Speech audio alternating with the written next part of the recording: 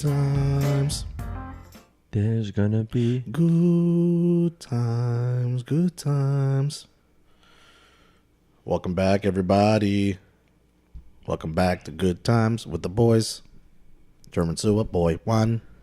Wait, is that your is that the did you just make that up? Yeah. Or have you been practicing? Nope, I just made that up. How was that? It sounds good because I thought you were practicing. Oh, no. We're live. We're live. What's going on? Live. What's up, everybody? Boy 2 in the house. Boy 3 in the house. Whoa. Long time no see. Just kidding.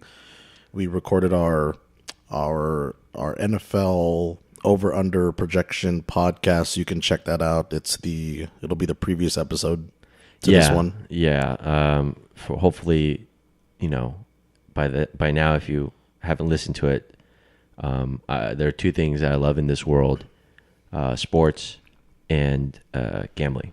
Correct, and it's not his bed and his mama, and he's not sorry. I was like, what? Anyway. Yeah. Just kidding. He loves his bed. He loves his mama. We all love our beds. We all love our mamas.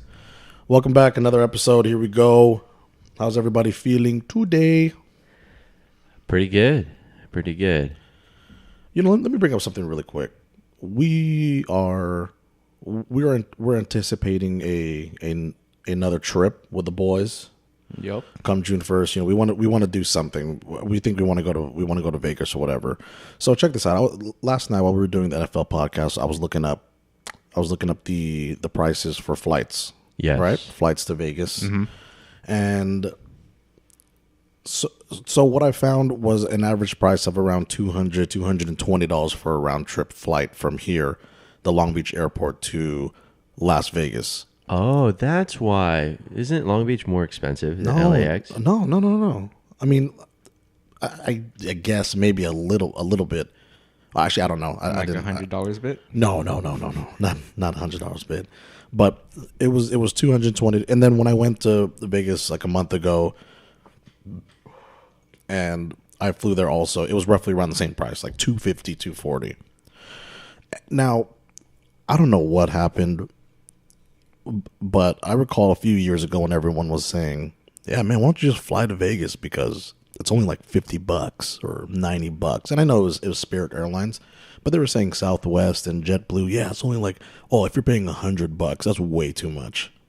Yeah, you got to fly out on one of those lower traffic days, and you're sort of at the mercy of the airlines. You just kind of pick and choose. It's kind of like literally an Airbus, where you just have to kind of see the schedule, and you have to kind of plan it out. I think at least 3 weeks in advance to get that kind of deal. I know Southwest has that every once in a while where you can fly out for like $50 one way. Oh yeah, right. Want to get away. And it's the stipulation is that you have to plan the trip out like well in advance. It can't be like in a couple of weeks we'll do this. It's got to be like.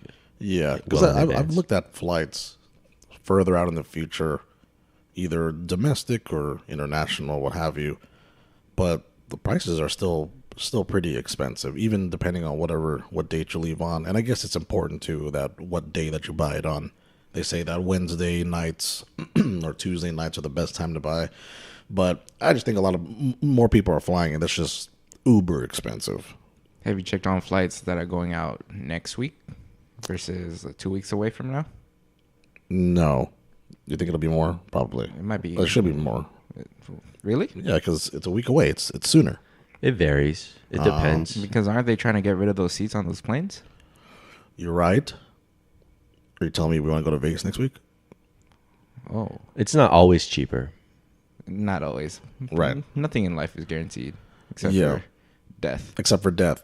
And speaking of which, I appreciate you. Well, I don't. It's not appreciation. I also want to start off on a somewhat of a solemn note that I will Tarantino this and say, we should not take our lives for granted. And I want to share a little something that happened, as Kangsan shared something on our last week's episode in regards to something at work. Okay. So, for those of you that don't know, I work in the in the healthcare field, in the managed healthcare field, and I do PR. And I have clients that I visit, that I meet with, update them on procedure, policy and procedures, just make sure that they're in compliance, yada, yada, right? And so I visit multiple providers a week, a lot of providers a week. And my territory is South Orange County. So on this past Tuesday, I was in our break room. I was watching the news. And on the news, they said that there was one person dead, 3 injured in an explosion in a building in Aliso Viejo, right near Laguna Hills. Laguna Hills, Aliso Viejo is one of my territories that I visit. Okay. And so I was there last week because I like to do my rounds usually around the same place. And I was in Aliso Viejo the week prior. I was in the building. It's called 11 Marblue Street. That's where the building is. Mm-hmm. So I was watching the news and I was filling up my water bottle. And she said, "We are here at Aliso Viejo." And she looks at her index card. The building of the explosion, 11 Marblue Street, Aliso Viejo. Whoa. That's crazy. I was in that building no more than 6 days prior to that. Damn. What was the cause of the explosion? They confirmed that so I think it was a package or a package bomb that someone brought in on the first floor. Obviously, it detonated. I think it killed one. I don't know if it killed more people, but I think 3 others are in like critical condition or something like that. But I got to say, that's some crazy shit, dude. Yeah, it's really trippy to sort of, I think it's natural to kind of start playing out different scenarios, and you're trying to connect the timeline to be like, where did we cross paths? You know what I mean? Like, Yeah. I mean, I'm glad you're okay, but also, very unfortunate for those types of things to always happen. I mean, even just like yesterday, I think was in Santa Fe. It was a school shooting in Santa Fe, Texas. There's a lot of crazy shit that happens in the world, and it's very easy to react to it in a way that you want to find out who is at fault for it. Mm-hmm. I think we also have to understand sort of the challenge in each of us is just what can we do ourselves to maybe not necessarily prevent, but sort of cope with that. Because yes, it's tough when we experience something like that. It's a building you're familiar with, you've been in and out of, and so it hits you at a personal level. But when that news occurs, it's also important that people like Andrew and I, who are disconnected from that location, to also be able to empathize with those types of scenarios, because it could happen anywhere. Yeah, because it's getting to the point now where obviously we see a lot of things happening in the news, a shooting here, a bombing there, or whatever else happens. And then, to be honest, to myself, I always think, that can't happen here. That shit is not going to happen here. Come on now. And then this one hitting home for you. Yeah, this one's hitting home. There was last week. I was going to bring it up. There was a shooting in a school in Palm Desert. That's relatively close. Yeah. And then this thing happening. That's even closer. And so now I'm starting to think, ooh, maybe I shouldn't be thinking like that. But sometimes that's how it is. That's how it goes. You shouldn't live in fear. Sorry to start the podcast off on such a weird /sad/ solemn note, but it's not sad. It's not sad. Live your life to the fullest. And obviously our hearts and prayers go out to the families and everyone affected at the Santa Fe shootings in Texas. But, live your life to the fullest. Nothing's ever promised tomorrow. Have a good time. Have a good time with the boys. Yeah. That's all that we can ask for. Yeah. I've actually been thinking about this a lot. Like, do you guys have bucket lists? You know, I personally have two things that I go by. One, I choose not to regret anything that's happened to me.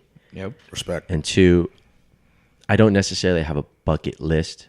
For me, the idea of a bucket list is sort of, now it varies for everybody, but for me, a bucket list is a list of things that you want to accomplish before you die. Kick the bucket. And it's sort of the idea of it to me, I interpret it as like, I want to do these things, but I don't know when I'm going to do it. I want to eventually get to those things, and I want to do it before it's too late. Oh, so you're more of a I'm more of a like goal setter. Yeah, I'm like, okay, if I want to do it, then I'm going to make the moves to start doing it, not necessarily like wait for the right time. So sometimes it works out, sometimes it doesn't, but for me, my bucket list, it's every day you wake up and you want to set goals, and that's my quote unquote bucket list, you know. So I can't necessarily say I do have a bucket list. There are things I want to accomplish, there are things I want to try. If it doesn't happen though, it's not like, oh damn, like I wish I did that. It's just a lot of things in life for me are more about my surroundings, so the people I get to experience those events with. So it isn't tied down to like, if you were to experience certain things in life by yourself and you compare it with experiencing it with those that you care about the most, they're vastly different. And that to me tells me that it's about the people that you're with. It's about the journey. So it doesn't matter where it ends necessarily as much as who you get to experience it with. So, you know, like if I did a podcast by myself, sure, it'd be fun. Yeah, I could check it off. It's not the same as having it with my closest friends. You get what I'm saying? Yeah, so that'll probably suck. no, I think it'd be better. But you know, you guys go fuck yourself. I'm just kidding. So like, probably really good. On my bucket list, like I actually do have a bucket list. Like I want to go skydiving one day. Activities like that, where I want to visit every state in the United States. I want to check off all those states. Hot air balloon ride, just Oh, how romantic! yeah. But I'll go by myself. Ooh, Because I don't give a fuck where I go. You realize the person that invented the hot air balloon was like, just take me anywhere. Yeah. I don't care. Just get me away from here. How does a hot air balloon go back? Okay, so you pump hot air into it. Correct. Okay, then it goes up, right? Inflates, goes up, and then when you want to go down, you just stop inflating it, right? Yep. So in order to go down, You have to release the hot air. is there a release for that? I don't think it's released. I think they just stop pumping hot air into it. So you have to wait. Yeah. It's like pumping the brakes. I think you as you fall, you slowly let a little bit hot air in there, so it kind of like because it's like transitions. It's downward. a constant flame that's Right, going in right, there. right. So you just decrease the flame and then it just slowly. How do you steer? That's why the inventor of the hot air balloon is like, I don't give a fuck where I go. I just want to go up and down. I think, yeah, literally, the inventor must have been like, I just don't want to be here. Yeah. I want to be in the same space, But I just don't want to be on the ground. I don't want to be at this level, at this latitude. So let me go higher.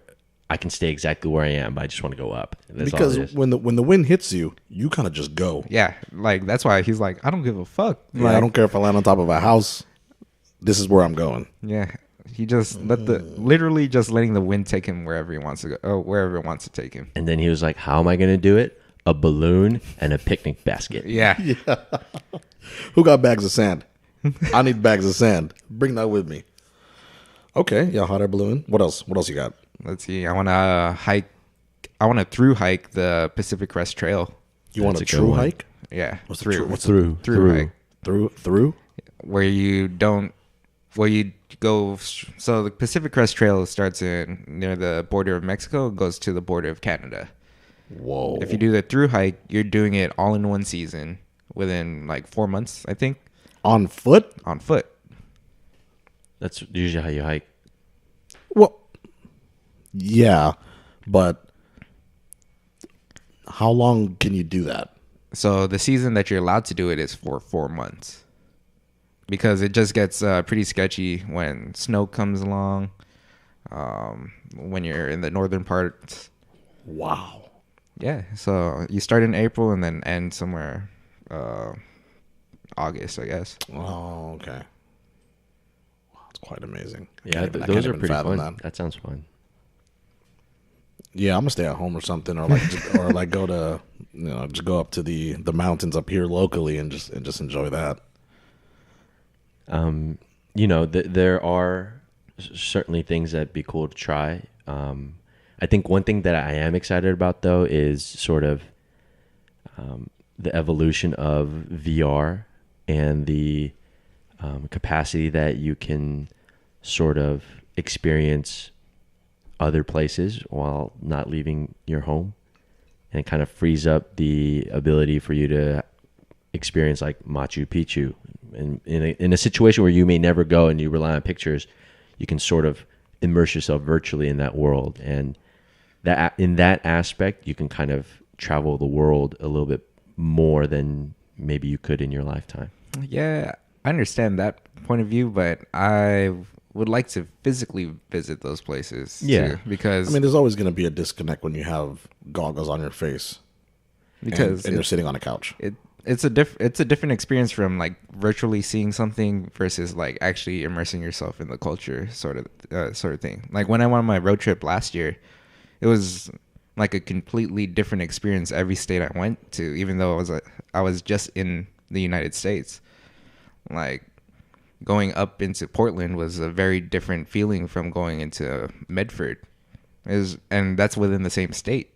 Yeah, I agree completely. There's physically it's different, but what I'm saying is, in your life, how many places can you actually physically go, and then virtual reality allows you to explore everywhere else. Is what I'm saying, and in that regard, you can kind of immerse yourself a little bit in a wider net, even if you may not physically go, or even if you do physically go. You can still check those places out. Realistically, in my life, how many of those places can I go to? Probably not a lot. There's a lot of people that have the opportunity to do that. That's true, but that's not everybody. Right. So what I'm saying is, somebody like me, I'm just not that type of person who likes to take vacations, right? I just work. My whole family, we just work. We took one family vacation my whole life, and it is what it is. Like that's just all I know. So in that regard, when it comes to something like that, even though I know I'm not physically there, seeing it and immersing myself even in a virtual space still gets me very excited, because you just turn on your imagination. You just picture yourself there. I know it's different, but it still says something that you can do those things.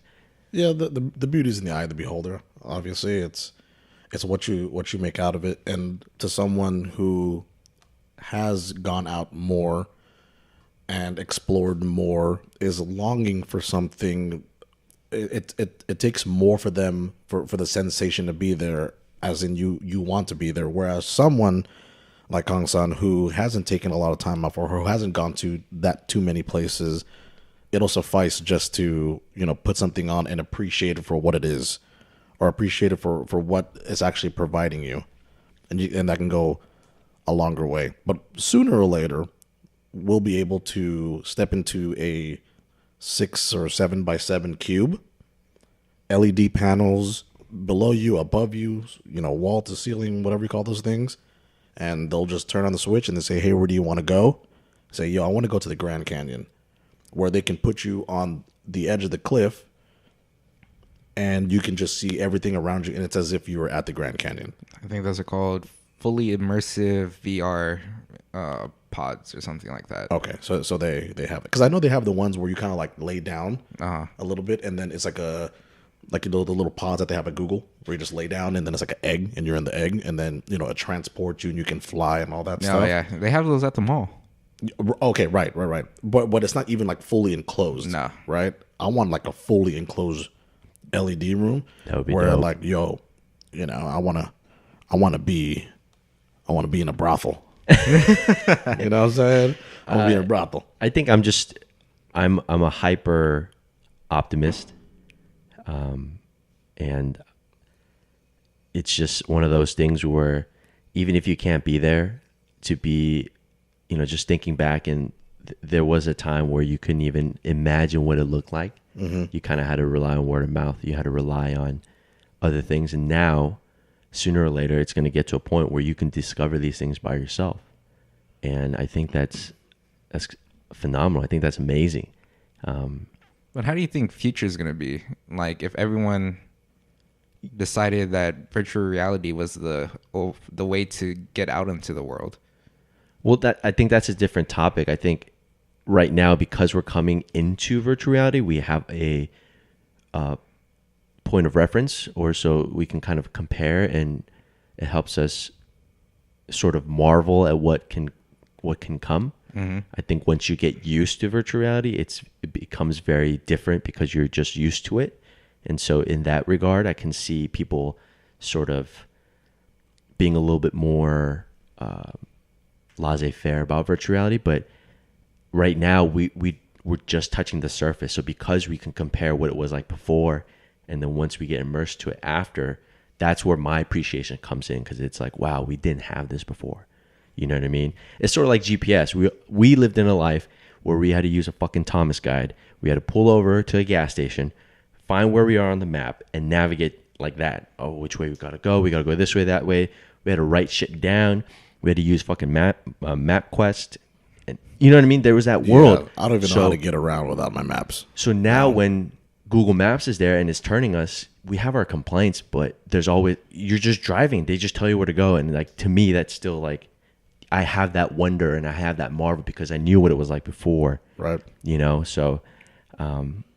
Well, from my experience, like I've had to use like physical maps and topography maps just to, when I go out camping sometimes, because like some roads aren't even shown on Google Maps or Apple Maps. Correct. And so I have to use these maps, and then it usually takes me to like places that are so beautiful, you know? And like, I think if people rely on technology too much, they're going to miss out on the opportunities to experience things like nature in person. Yeah, there's a world of wonder that technology cannot take us to. Technology and the use of technology is a lot of a means to an end. Use it to get somewhere.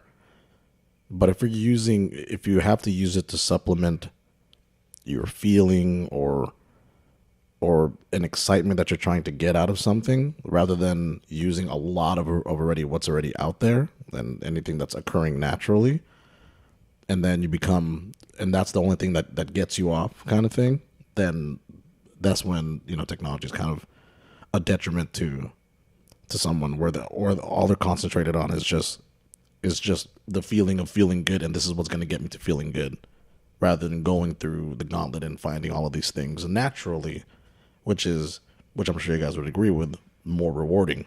Yeah. Ultimately, you know? Yeah, I agree. I'm not advocating that you should rely on technology. What I'm trying to say is, live your life. You do what you have to do, but now there's this thing that can add on to what you're already doing without taking you out of your own comfort zone. You get what I'm saying? Like, if you like going outdoors, go outdoors. Don't rely on virtual reality to say you're going camping, right? But there's going to be places throughout your life you're just not going to have the time or the money or the chance to go visit. And in those regards, this is going to be available. Like, there was a little video of somebody put on virtual reality goggles and was looking under the hood of a supercar. And the person so the camera is pointed at the person, and then there's like a side view where the TV shows what they're seeing, and they're looking at the hood of a supercar. I forgot, I don't know which car it was. Just picture whatever supercar you want to look at. And he's so immersed into this world, and his senses are so filled, he wants to put his hands on this virtual hood and lean in, and he falls face first. Yeah. And it's a hilarious video, but it kind of goes to show, like, imagine somebody who wants to learn about wants to learn about car engines. Instead of going on books now, well, you should still read and learn, right? But now they have the ability to put the glasses on and say, oh, damn, this is what it looks like. and eventually you can kind of tinker around virtually. And that's what I'm saying is it could help add this new dimension that we didn't used to have before, where you can't just find a supercar engine and ask the owner, hey, can I look under the hood? Now you just put the goggles on and you can sort of have an idea of what it looks like. And so I think that's what gets me very excited. That is very exciting. And hopefully sooner rather than later, easily attainable in regards to cost for everyone doing that. Yeah. I mean, it'll obviously, a lot of things will go down in price, and that's just, it's cyclical like that. So it will be cool one day just to have an engineering class when you go to school and say, all right, guys, everyone put on your VR glasses. I'm going to show you the diagnostics of this engine right now and show you all the compartments and see how it works. And then see how all the fluid flows and everything. And we can learn like that. That is, just thinking about that is actually fairly exciting. Right. That's pretty cool. Do you believe that VR is going to take over in the future, where people will spend more time in the virtual world than the reality? Ooh, like on some Ready Player One type shit? Yeah. I mean, I think there are going to be people in that bucket for sure. Oh, definitely. Yeah. I think so. I mean, even right now, we love to overindulge on things right now. And once people understand how they can take advantage of it and how much euphoria it brings, it's like a drug. Yeah.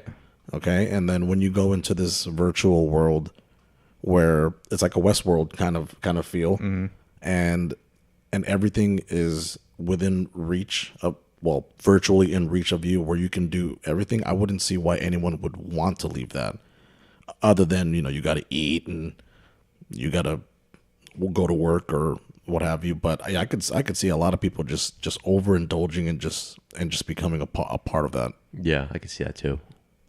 It's kind of overwhelming to think about, actually.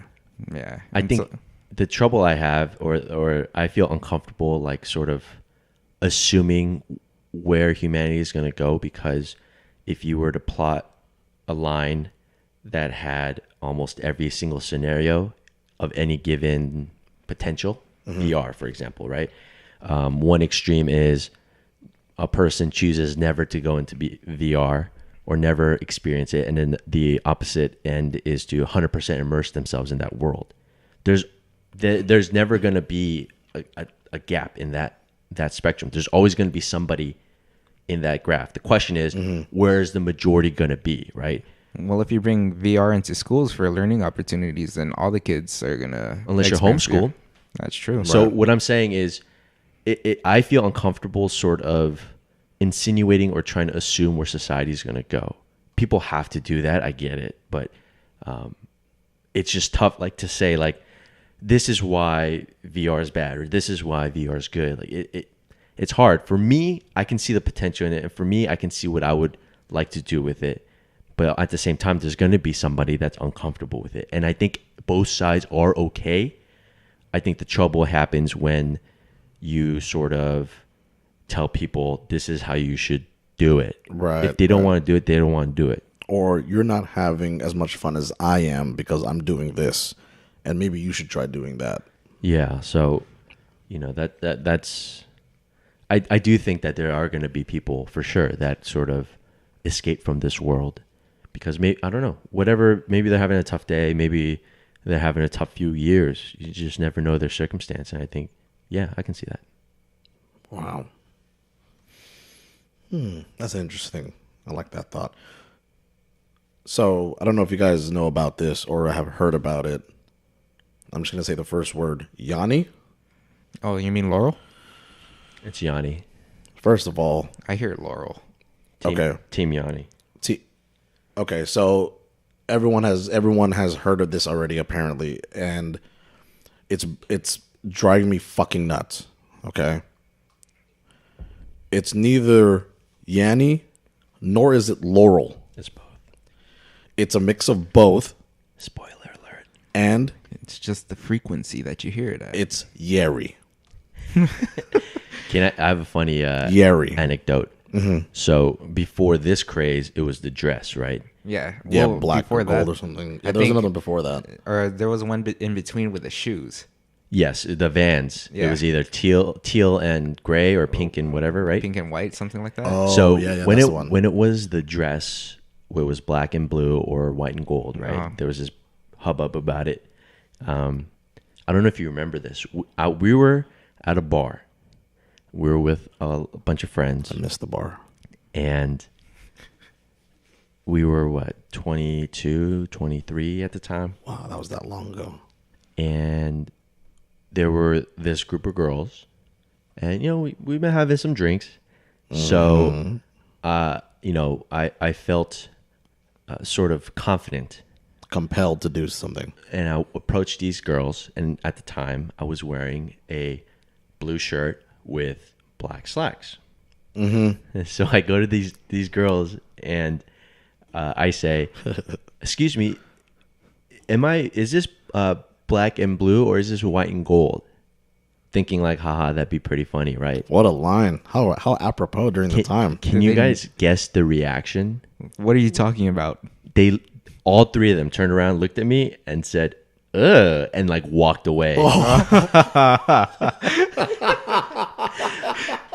And then you know that face where you're trying to process what happened, but it already happened, and you just shook. You don't know what to do. And Kevin Hart has a lot of scenes where he's just kind of looking around, and like his mouth is moving, but no sound's coming out. That's the face that I had, and I turn around, and I don't think it was you, but our other friends, Daniel and I think Gary, and a couple other guys were there, and they had to act like they didn't see me totally get like annihilated. Bombed. But they did it too late, where I turned around and I saw them turn away from me and act like nothing happened, so I knew they saw it too. Oh my God.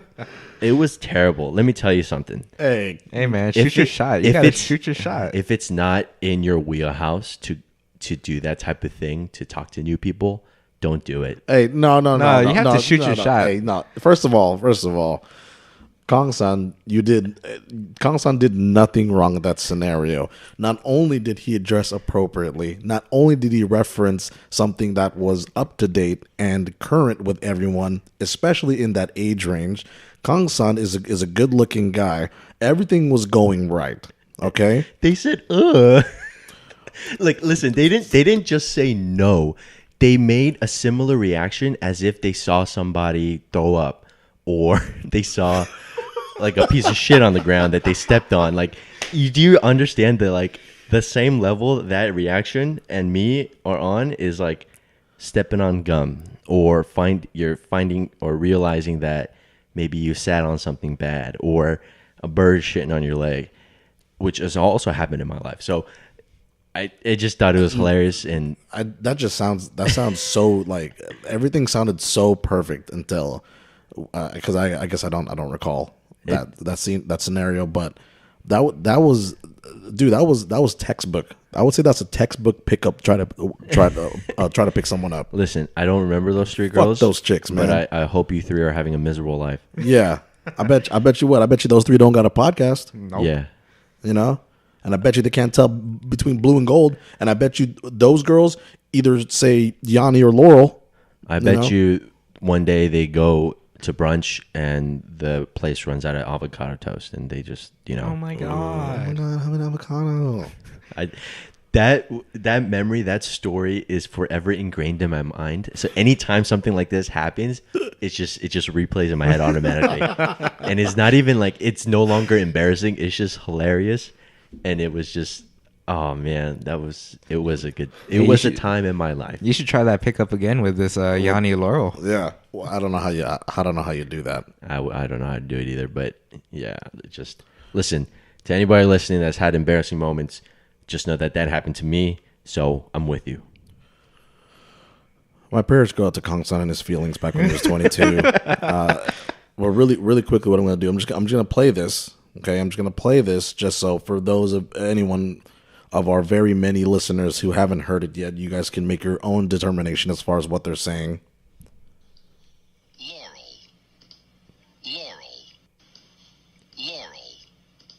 Yeri. No, it isn't. Do you hear Laurel?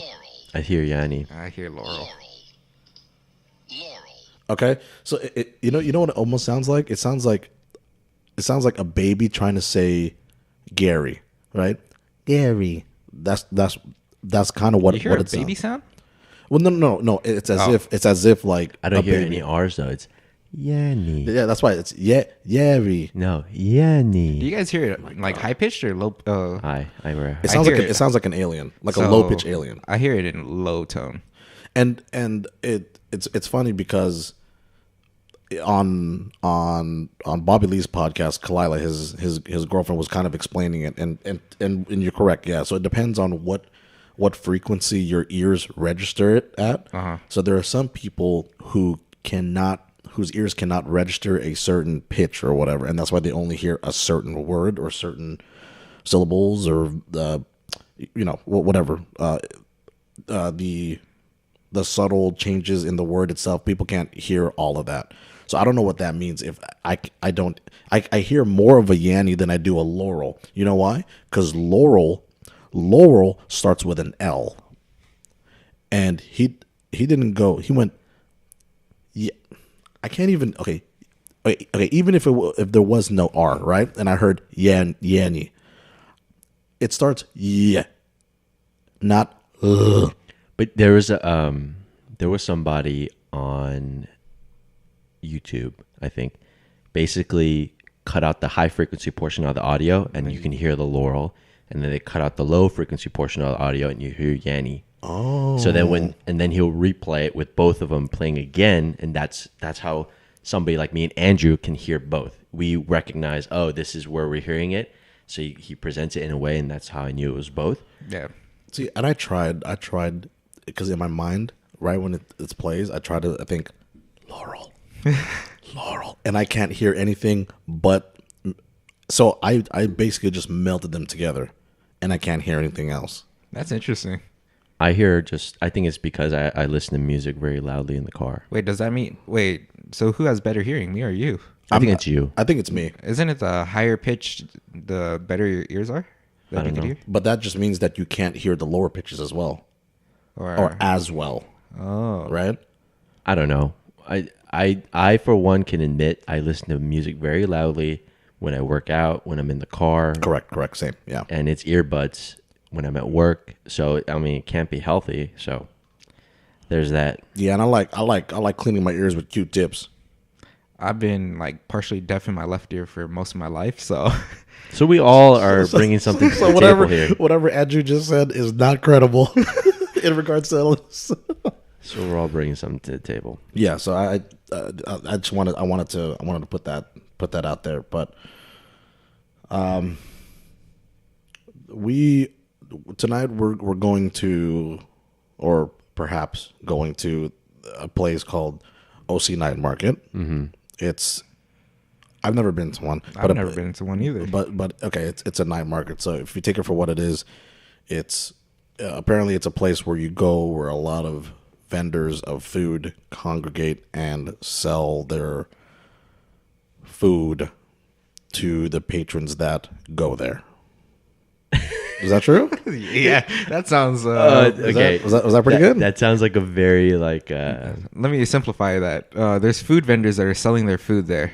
There you go. Okay, look, I'm gonna sell you guys on this. Okay, what they're describing is indeed factual, as much as reading a dictionary is factual. So let me get into the nitty gritty of it. Okay, it is a sort of food festival where vendors of different types of food set up a booth and they sell a limited supply of their menu, and it can vary from beverages like boba, teas, coffees, desserts like ice creams and yogurts and ensamadas, to more savory things, lobster, French fries, lobster rolls. They have barbecue on a stick.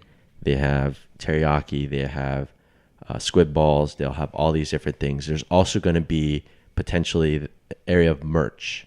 So you can get hats and shirts and whatever the case may be. It is essentially a congregation of vendors who set up time to sell you the product that you may normally not go there for. So maybe some of the vendors are from the OC, some of the vendors are from downtown, some of the vendors are from the valley. They're going to go here and sort of reach this new area where maybe they don't have a store at, for example. Wow. So you have an opportunity to walk around and sort of experience different foods, whether it's true to the culture or a fusion with another culture, and you can kind of compare and contrast since one is right next to the other. So you can sort of go to a particular vendor, and I'm using this as an example. Let's say they do sushi, and they do sushi in a way that is just rolls, right? And then another vendor you go to will have hand rolls or sort of musubi type of rolls, I guess you could say. And so you have an opportunity to try these different things out and see how they create it, how they cook it, how they make it.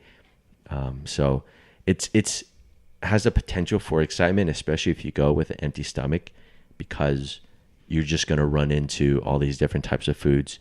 You're going to see all different types of people, you know. So, but do they have games? No, it's not a carnival. Imagine if they had games. I mean, some places do. Some markets, so to speak, will have an area where maybe they host a concert or maybe they do have games. So, for example, in the Arts District, there's Smorgasburg LA, which are open during Sundays, and they have a little beer garden. You can play games there. You drink beer, do whatever. So they have a place where you can buy books and clothes and plants and what have you. Pass. So they have those options are potentially available. I think what I'm thinking about is a fair. Yeah. Like the OC fair. Like the OC fair. It's in the fairgrounds. That's where we're going. But it's not as big, I guess. I'm assuming it's not going to be as big. Probably not this, not, it's, no. I don't think so. You know what was dope? When we were in Vegas and walking down the strip and we found those random games in the middle of the strip. Oh, yeah. Next to New York. And, yeah. Oh, yeah, that was... They had cornhole there. They had the basketball. That huge, what's it called? Jenga. Oh yeah, big Jenga. Did that big chess? Not in that big chess. Yeah, but that's dope. I think places around here should just have random games available to the public everywhere. Yeah, like how they have work. Well, I mean, it's a little more appropriate, but they have workout equipment at the parks. Oh yeah, or the trails, what have you, right? Mm-hmm. And then you can, you go work out there. How about? And you know what? Nah, people gonna steal that shit. I think that's exactly why they don't have it. People gonna steal that shit. To be honest, if I saw a cornhole game just on the middle of Torrance Boulevard, I'd probably look at it and be like, that shit free. And plus, it's about to be. We all know if it's city funded, it always takes a while to fix stuff. So if beanbags were missing, then it'd take 3 weeks, and you know what I mean. It's just kind of too many degenerates out there. I'm included in that. I'm just kidding. I wouldn't steal it, guys. Okay, I wouldn't steal it. I would actually. What I would do, I would probably bolt it down to the ground. It wouldn't be the same quality. They'd have to make it steel or something, and it just wouldn't be the same. I mean, in the future, they're gonna have virtual reality games bolted down on the floor. You could play games virtually now. Oh, tie goggles to a tree or something. Yeah. All I imagine is someone laying down face flat, prone, with their face into the ground, and just this is amazing. This almost feels like grass.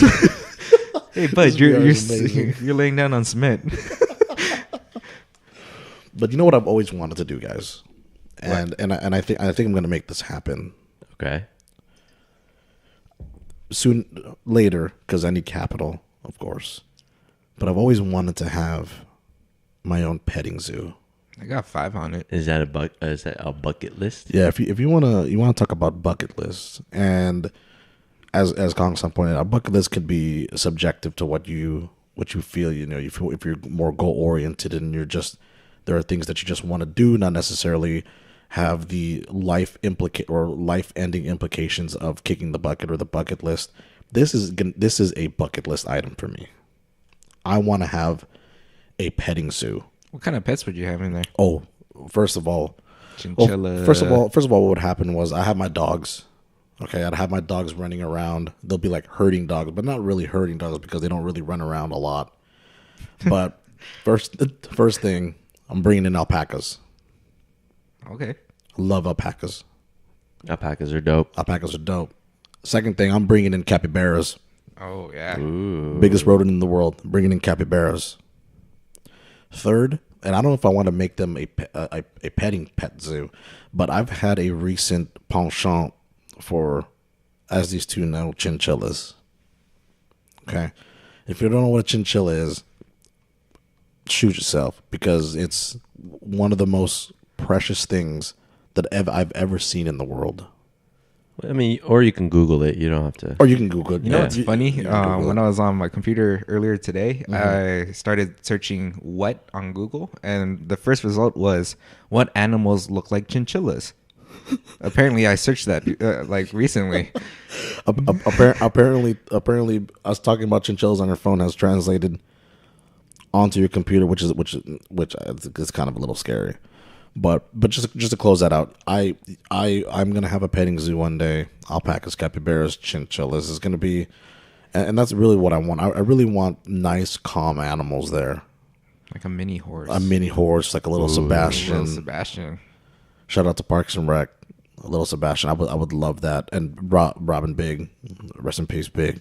And that's what I want. I just want a place where families can come together, and there's going to be a bar, of course. For the parents. There's going to be a bar for the parents while the kids go run around the ring with an alpaca. I mean, that's a noble thing to do. Right? Yeah. You have to give them an opportunity to escape. Would you want to do this at like your residency? Like, would you want this just to be in your like front yard? Is that even possible? I don't think so. I think you have to get some type of permit. But I'd like to one day just buy some land out in Oklahoma or whatever climate is best. Maybe Oregon, and just have a patch of land, just a couple acres. Maybe like 10 acres of land. And then have a big wooden corral wall and just have a bunch of animals where everyone can pet them. That's my biggest thing. A petting zoo. It's not just a zoo. It's a petting zoo. Interesting. Yeah. So, what do you got going on, Andrew? Cool. Perfect. He's a busy man. He's trying to tell you, like, he's trying to pick his options. Be like, I don't know, man. I don't really have much going on right now. I've been off work for the past few days, really focusing on intermittent fasting and not starving myself.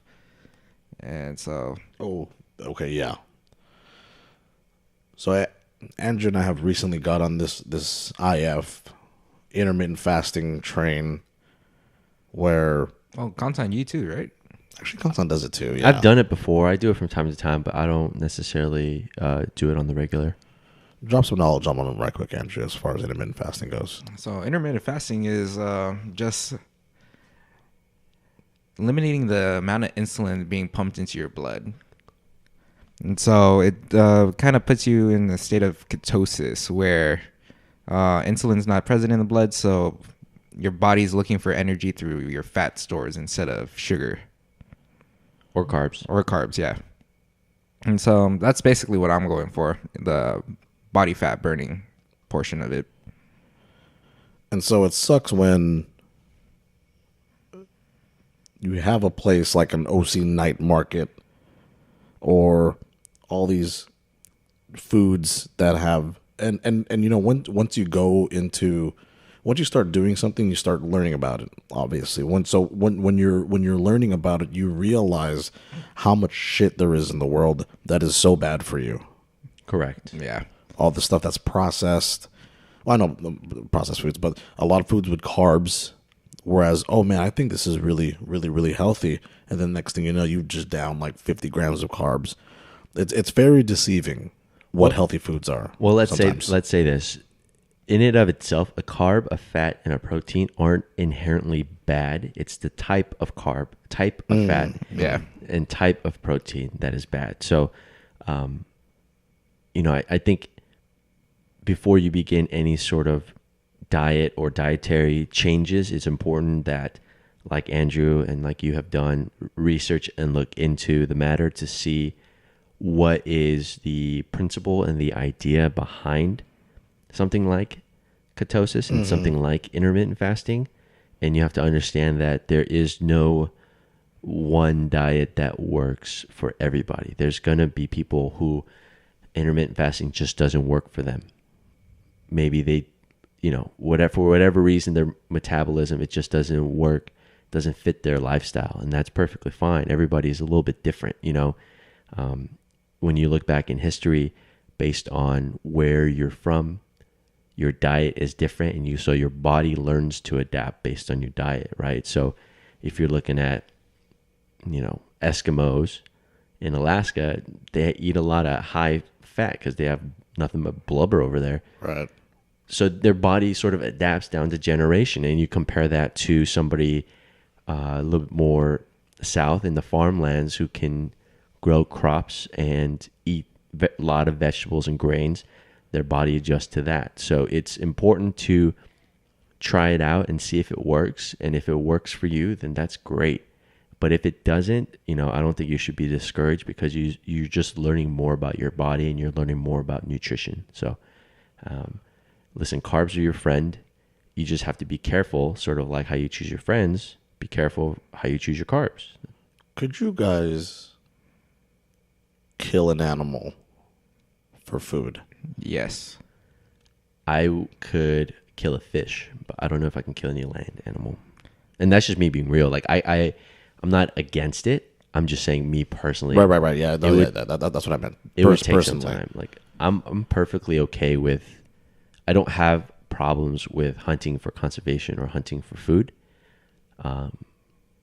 It's just, for me, I would have a higher barrier than most in terms of the hesitation to pull the trigger or let go of the bow. Wow. I'm more of the school of thought that if I can't hunt it down myself, then I shouldn't be eating it. So if it comes down to the point where I'm actually hunting and then I can't pull the trigger, I might go vegetarian. Wow. I saw a lady in a farm frolicking with a cow. It was a cute cow. It was like a dog. It was jumping up and down and following the lady, obviously understanding commands from the lady, or this young lady. And it was a big cow. It was fat, and all I could think of was like, fuck, that looks so delicious. But then I started thinking, how could you build a relationship with I don't know how people do it, butchers or people with livestock who do that as for a living. How could you turn it off? And a lot of these farmers talk about, yeah, Betsy's it's one of my best cows, popped out 72 litters and then end its life. I think it's because that's their livelihood, because they rely on this as a source of income. I think there's also something spiritual about it for them. The way that, at least when I listen to either podcasts or see videos or even visit farms, there's an emotional attachment to the animal. And when it comes down to it and you harvest the animal for meat, you don't go through the same process as a mass-produced meat farm would do, right? Mm-hmm. And you're sort of, from what I hear and when I talk to people who do this, it's sort of you learn to appreciate, and you don't gorge, you don't overindulge. You understand that it's a sad experience, sad moment to see this life go, but you also sort of honor it by making sure that you took care of it, you did the best you could, the animal felt no pain, and you harvest it in the most humane way possible. And then when you cook and eat the meat, you're sort of, I don't know, kind of experiencing nature like literally firsthand. And there's a humane way to kill. Yes. Right? There is. Can you put them to sleep? I don't think it's recommended because it usually encounters like a chemical. I think it's... See, and that's unfortunate too, because I wish they could do that. It's sort of just from at least when it comes to like chickens, at least it's sort of just making sure that they're calm and they don't know what's happening. They don't understand or try to comprehend that it's coming. So and perhaps it's the same way with cows, but it's just I think there's a spiritual level to it, and for me personally, I'm not at that point yet, but I can certainly appreciate somebody who genuinely takes the time to care for an animal in that regard instead of just like putting them on a belt. When I was 14, I went to the Philippines with my family members, and aside from if you're a Catholic, you understand some of these steps, but you become what do you call that? I'm sorry, I'm a bad Catholic. When you get your first communion, Are you talking about confirmation? No. That comes after. Yeah. Right. So Christian, whatever. So after you're able to take your first communion, and you then go through your confirmation. Yeah. Okay. So I did my confirmation in the Philippines when I was 14, and what happened was, of course, it's a big event. Whoa! Everyone invite the family members, and this is when I found out I have hundreds of family members in the Philippines. But we hosted a feast at my uncle's resort in the Philippines, and there's a lot of food and all that, right? So they brought a baby calf for all of us to eat. Yeah. And it was weird because when I was going to my confirmation, going to like the church and all that, I remember walking out of the house, my uncle's house, getting in the car and saying, "Hey, that cow wasn't there this morning." Okay, cool. Maybe maybe just a cow. So I leave. We do a confirmation. I get back. The cow's still there. I look at it. I'm just as close as it from the camera to myself, and I look at it. I was like, "Wow, there's a cow here." And then my dad goes, "Hey, they want you inside for something, whatever." I'm like, "Okay, cool." So I go inside, and I look back outside, and my uncle and two other of his henchmen are out near the calf. and I call them henchmen because you'll see why. And so they're talking to each other, and I'm just turning around and I look at him. One of his henchmen mounts the calf. It's not unusual, right? Everyone mounts calves and sure, and yeah, horses. Right? Horses, yeah, Yeah, I mean, people can mount calves also, right? Yeah, I mean, it's not impossible, right? And so the calf wasn't doing anything crazy. It was just like, oh shit, there's someone on my back. Cool, maybe he wants a ride, right? So, because this is the narration going on in my mind. Okay, because I don't know any better, and like Kratos from God of War reaches behind him and pulls out a paddle, which looks like it belongs to a Greek fraternity person. Those paddles that they make, that Richard makes. Yeah. And I say, oh, maybe he's gonna tap him in the butt to make him go somewhere, right? Like, whoosh, go over here, right? Okay. And so they're caressing the cattle, and I see the henchman get up on all 2 feet on the back of the calf and put the paddle above his head. And just smack him on top of the head. And that's when I realized, oh shit, we're gonna eat this calf. Wham, wham, wham, wham. Right? Yeah. Yeah. So obviously the calf was like, "Rrr, rrr," and then I'm watching this all through the window. I'm just like, wham, wham, wham. It drops to its like his two front, wham, wham, wham, and then it finally drops down, wham, wham, wham, and then it like lays on its side. And so I walk out to it. Yeah. And this is as close as I've ever been to something dead. Mm-hmm. Okay. And so I walk up to it and it starts like twitching a little bit, right? Rigor mortis is setting in and all the nerves are all twitching. But god damn, that shit tastes so fucking good. That shit tastes so good. I don't know why I went off on that tangent. I think it's because I saw that lady running around with that cow. But was that humane? I mean, what year was this? I'm not a butcher, so I don't know the correct humane way to butcher a cow. But also, you have to understand, like maybe it's just the culture too. Yeah. 2004. Because when you said brought the paddle, I knew exactly what they were gonna do with it. Right.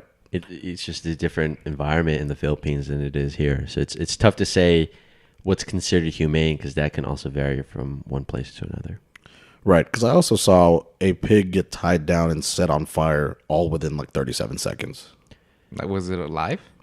It was alive. Whoa. So this was maybe a few years after that. I was like 16 or 7, maybe like 15 or 16. And we were picking up lechon.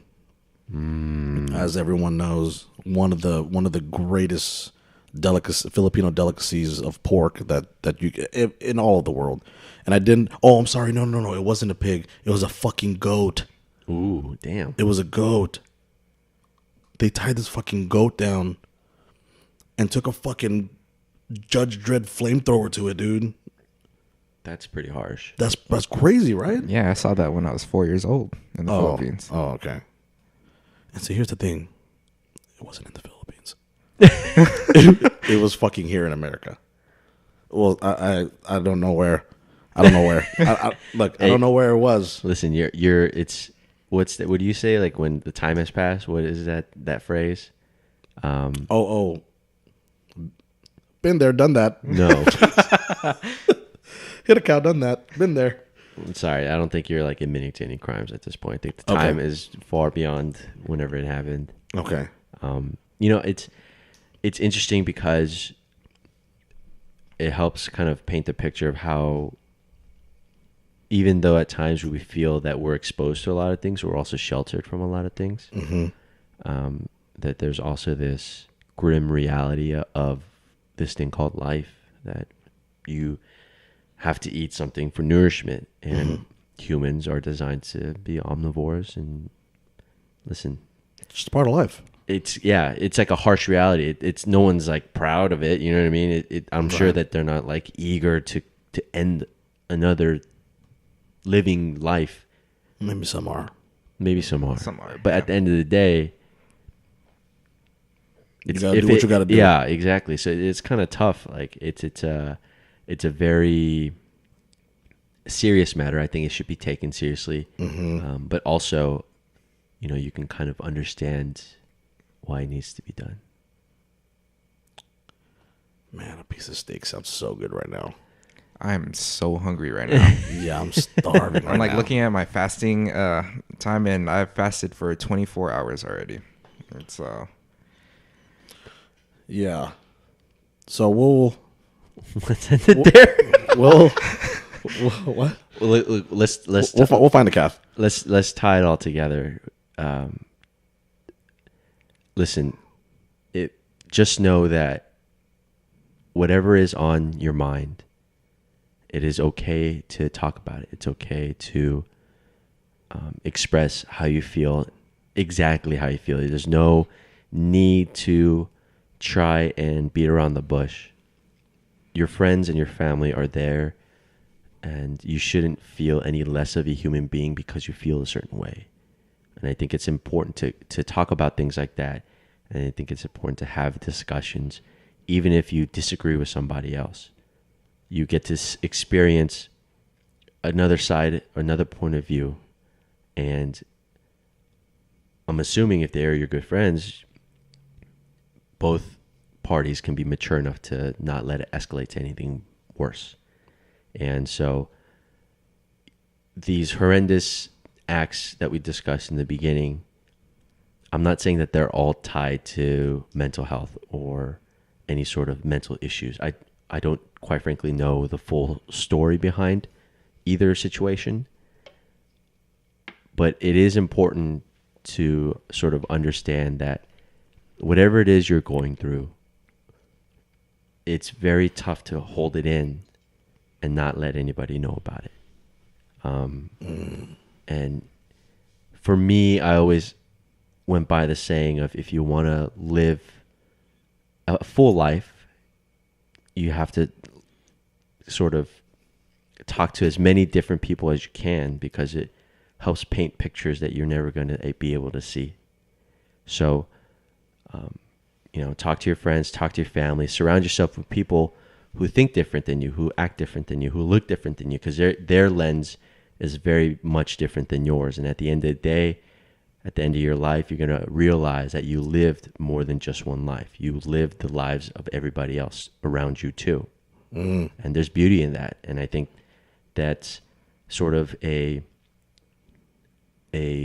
life version or the spiritual version of virtual reality, because you're not going to be able to experience life.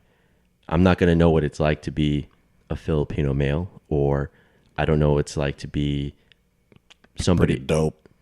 Something like that. So by talking to German and Andrew, I get to experience those things. So, it's just talk to people, be nice to people, work hard, and your life's going to end up being okay. Yeah, and realize real lies.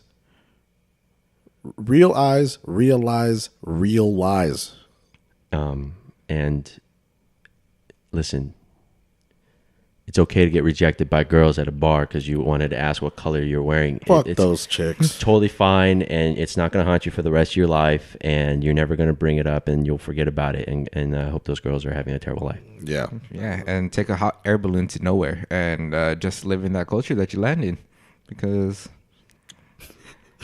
There you experience reality. What go up must come down. All right, guys. Where can they find us? Same place, at NASGNAK. I think I would pronounce it Naskanak, but if I say it real fast, people might not know how to spell it. I love that. But I got a website, kangsankim.com. I like to write mostly about sports. Sometimes I'll write about sort of my experience of what it's like to kind of start a blog out of nowhere. So check it out. It's A Tulane on Instagram. You can find me there. Instagram and Twitter _German. You know where to find us. Good Times with the Boys on YouTube. Good Times with the Boys on iTunes. Please rate 5 stars. Please give us a great review. We are just starting, but we would love to hear what you guys are saying, only if it's good. The bar is really low, so we got nowhere to go but up. Nowhere to go but up. All right, guys. Thanks a lot. We'll see you next time. Bye-bye.